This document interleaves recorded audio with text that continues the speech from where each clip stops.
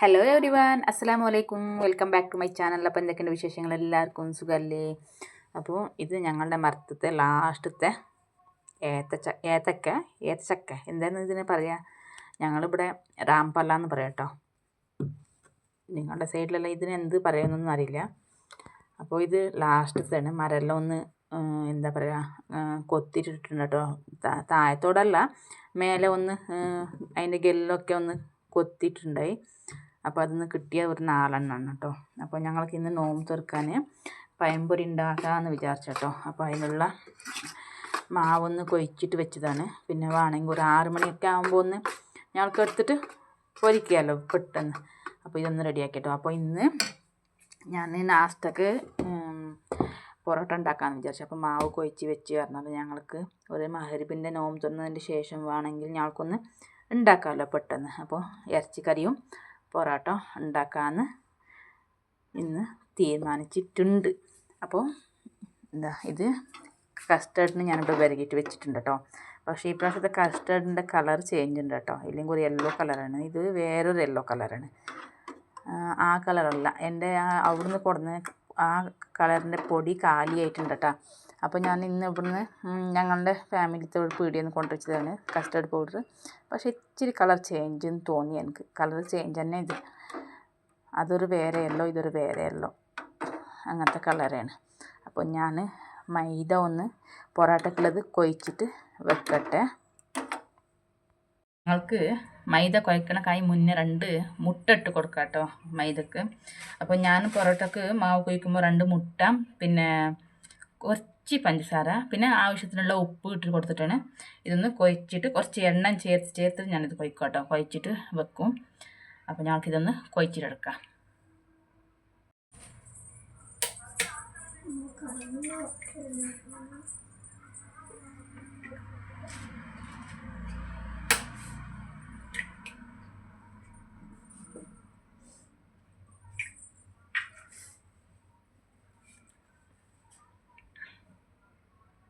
കിട്ടില്ലേ?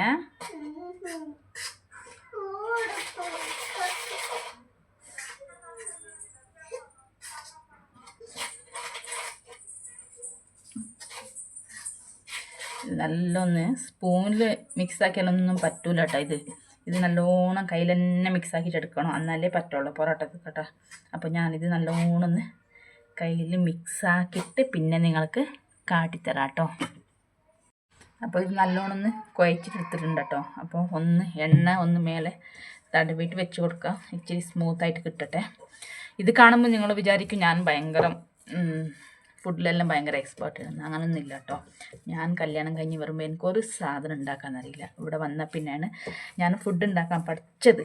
പക്ഷേ എൻ്റെ ഭാബി നല്ലോണം ഫുഡ് ഉണ്ടാക്കും കേട്ടോ. എൻ്റെ ഹസ്ബൻഡിൻ്റെ ഏട്ടൻ്റെ വൈഫ് നല്ല ഫുഡ് ഉണ്ടാക്കും.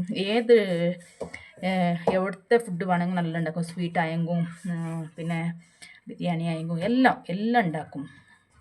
ഭാബി ഭയങ്കര ഫുഡിൽ ഉണ്ടാക്കുന്നത് ഇൻട്രസ്റ്റ് ഉള്ള ഒരാളാണ് കേട്ടോ.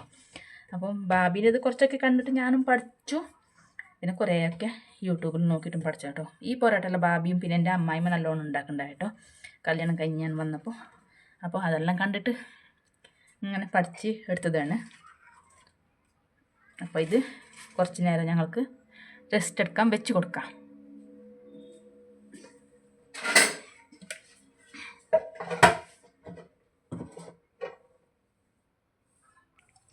അപ്പോൾ എണ്ണ ചൂടാൻ വെച്ചിട്ടുണ്ട് കേട്ടോ. എണ്ണ ചൂടായാൽ പിന്നെ ഞങ്ങൾക്ക് 6 മണിയായിപ്പോൾ നേരം. അപ്പം ഞങ്ങൾക്ക് അപ്പം ഉണ്ടാക്കാം, പഴംപൊരി ഉണ്ടാക്കിയിട്ടെടുക്കാം.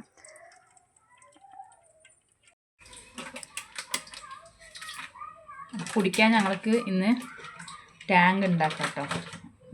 ഇത് മാംഗോ ആണ്. ഇത് വെള്ളം പോലെ ഉള്ളത് കുടിക്കാനല്ല കേട്ടോ. ഈ തരിക്കാച്ചതൊന്നും കുടിക്കാൻ അത്ര അങ്ങനത്തെ ഒരു ഇഷ്ടമാവില്ല. പണ്ടൊക്കെ ഭയങ്കര തരിക്കാച്ചിക്ക് ഉണ്ടായി. കായ്ക്കലും പിന്നെ ചെറുപയർ അതിൻ്റെ ഒരു ഇത് ഉണ്ടാക്കലെല്ലാം ഉണ്ടായി. ഇപ്പോൾ ഞങ്ങൾ ഇങ്ങനെ വെള്ളം പോയിട്ട് എന്തെങ്കിലും ആക്കിയിട്ട് കുടിക്കും.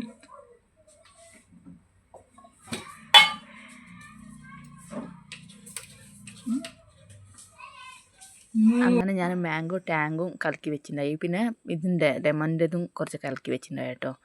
അങ്ങനെ അതെല്ലാം കഴിഞ്ഞിട്ടാകുമ്പോൾ ടൈം ഏകദേശം 6:15 അടുത്തായിൻ്റെ കേട്ടോ. അപ്പോൾ വേഗം വേഗം ഞാൻ പഴംപൊരി ഉണ്ടാക്കാൻ നിന്ന്. നല്ല ടേസ്റ്റ് അതിൻ്റെ കേട്ടോ പഴംപൊരി ഉണ്ടാക്കിയത്.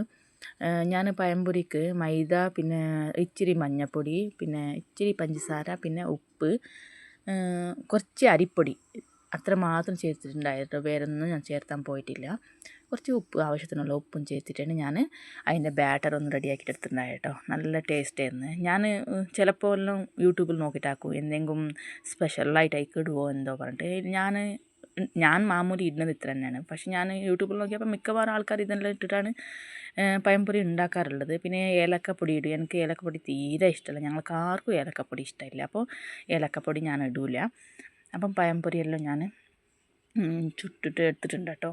അപ്പം ഏകദേശം നോമ്പ് തുറക്കാനുള്ള ടൈമായി. അപ്പോൾ ഞാൻ എന്താക്കി, കസ്റ്റർഡിനുള്ള ഫ്രൂട്ട് മുറിക്കണം. അപ്പം കസ്റ്റർഡിനുള്ള ഫ്രൂട്ട് മുറിക്കുന്ന പരിപാടി ഞാൻ അമ്മായിമ്മക്ക് ഏൽപ്പിക്കും കേട്ടോ. അമ്മായിമ്മ അവിടെ ഇരുന്നിട്ട് അതൊന്ന് ചെറുതായിട്ട് ഒന്ന് കട്ട് ചെയ്ത് തരും. അപ്പോൾ നോമ്പ് തുറക്കാനുള്ള ടൈം ആയിക്കണ് ആൾറെഡി. അപ്പോൾ ഞങ്ങൾ എല്ലാം നോമ്പ് തുറന്നിട്ടുണ്ടായിട്ടോ.